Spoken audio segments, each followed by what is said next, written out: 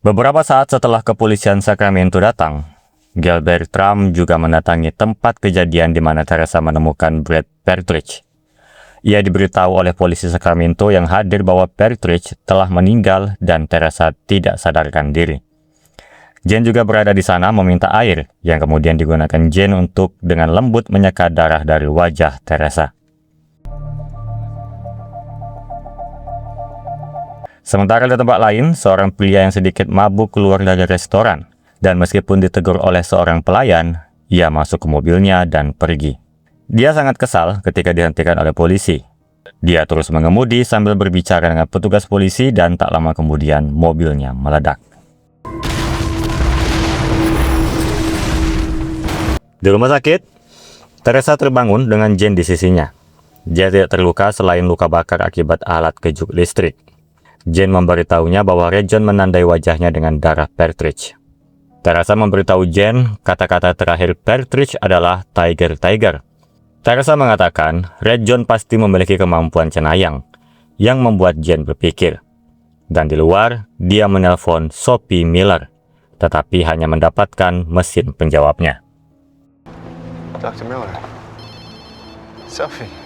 Setibanya Jane di CBI, Bertram menugaskan tim untuk menangani kasus mobil meledak, dengan Cho sebagai penanggung jawab. Di lokasi kejadian, Risby dan Cho meninjau rekaman dashcam milik polisi yang sempat menilang pria sebelumnya, dan menyimpulkan bahwa drone mungkin telah menyebabkan ledakan tersebut. Kebetulan Van Pelt menghubungi Risby dan memberitahunya bahwa korban bernama Titus Stone dan bekerja untuk sebuah perusahaan pembuat pesawat tanpa awak bernama Modern Aerodynamics. Drones? How'd you know? Tibalah di perusahaan, Cho dan Jane disambut oleh Chris McKenna, salah satu direktur perusahaan ini, dan dibawa ke ruang rapat untuk bertemu dengan rekannya bernama Elliot. Dalam pembicaraan itu, tim menemukan bahwa Stone baru saja menyelesaikan pekerjaan pada sebuah drone untuk Pentagon yang disebut Redbird. Ketika Jane bertanya apakah warnanya merah, Elliot menjawab warnanya hitam. Dan saat di ruangan Stone di mana ada anak buahnya, diketahui bahwa Stone banyak menonton film samurai. Samurai movies, I'm thinking. Yeah, he was really into that kung fu stuff. Di luar, Jane masih berusaha menghubungi Sophie. Ketika usahanya gagal lagi, dia meminta Van Pelt untuk mencarikan alamat Sophie untuknya. Sementara di rumah sakit, Joe menelpon Teresa untuk memberi laporan bahwa riwayat kartu kredit Stone terakhir menyewa PSK melalui jasa layanan bernama Private Companion. PSK itu bernama Carol Matthews, dan Risby yang sedang dalam perjalanan menemuinya. Saat telepon dimatikan, Ray Hafner mengunjungi Teresa di rumah sakit dan menanyanya tentang kasus Rejon. Teresa mengatakan bahwa dia baik-baik saja, tetapi Ray bertanya mengapa dia tampak gugup. Ray mengatakan bahwa dia datang karena menyukainya. Saat Ray pergi, Teresa merasa harus segera keluar dari sana. Gotta get out of here. Di sisi Risby mewawancarai Carol yang sering ditemui Stone. Wanita itu bercerita bahwa Stone memiliki fantasi dengan berperan sebagai prajurit samurai, dengan dirinya akan sebagai gadis desa.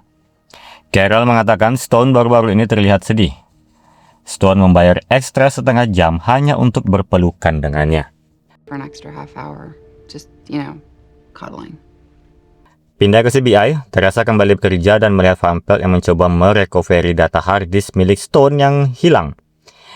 Di sela itu, Teresa menyuruh Van Pelt untuk menghentikan pengawasan terhadap para tersangka Rejon untuk keselamatan tim. Sementara Jane tiba di rumah Sophie dan Teresa menelpon untuk meminta kabar terbaru saat dia berada di depan pintu. Karena tidak mendapat jawaban, Teresa mendobrak masuk dan menggeledah rumahnya, menemukan sebuah perekam suara di mejanya dengan catatan kasus di atasnya. Dia menemukan sebuah catatan di kulkas bertuliskan makan malam ada di oven, yang ditandatangani dengan gambar wajah tersenyum Rejon. Jane membuka oven dan menemukan kepala Sophie di dalamnya. Beberapa waktu kemudian, Teresa menelpon Jane saat ia sedang diwawancarai polisi tentang Sophie untuk memberitahunya bahwa Bertram, Brady Smith, dan Sheriff McAllister sedang rapat. Jane bergegas kembali dan menyela rapat mereka. Bertram mengatakan kepadanya bahwa mereka sedang membicarakan satuan tugas gabungan pemberantasan narkoba yang ada di Napa County, tempat McAllister bertugas. Jen memberitahu mereka bahwa ia semakin dekat dengan Red John karena Red John telah membunuh Sophie. Saat Jen pergi, Smith bertanya seberapa banyak Jen tahu. Dan Bertram menjawab bahwa itulah pertanyaannya. Smith lalu berkata, "Itu tugasmu," kepada Bertram. It's your job to know the answer. I'm doing my best. Teresa dan Jen kemudian berbicara, dan Jen mengatakan bahwa Red John pasti telah membunuh Sophie karena Sophie dapat mengenalinya. Red John pasti pernah mengunjungi Sophie. Teresa meminta Risby untuk mendapatkan catatan Sophie dari polisi setempat. I'm sorry about Sophie. I know she helped. Kembali ke CBI, Van Pelt melaporkan seseorang bernama Aaron Kalinowski yang pernah menggugat Stone. Esoknya, Cho mencari jawaban dengan bertemu Aaron. Aaron mengatakan dia dan Stone sering berdebat siapa yang memiliki hak paten dalam pengerjaan di Modern Aerodynamics. Tapi hal itu sudah tidak sering terjadi sejak Aaron berhenti dari sana dan tak ada dendam antar mereka.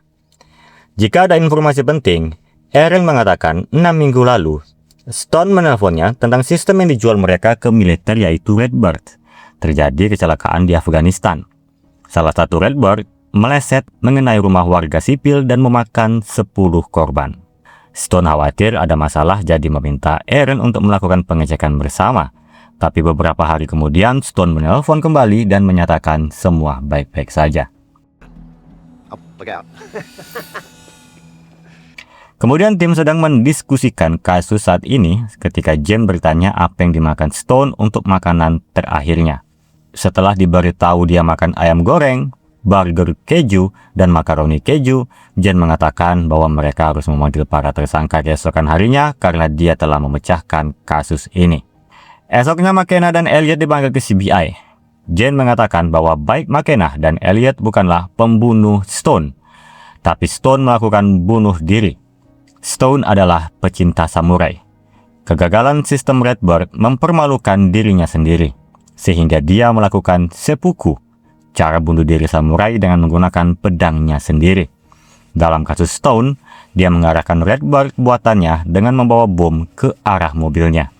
Bukti yang mendukung adalah makan malam Stone. Semua yang dipesan Stone seakan itu adalah makanan terakhirnya. Jen berteori bahwa McKenna, Elliot, dan Stone sepakat untuk menutupi kesalahan Redbird. Tapi Stone memberitahu McKenna bahwa dia tidak sanggup terus menutupi kesalahan itu.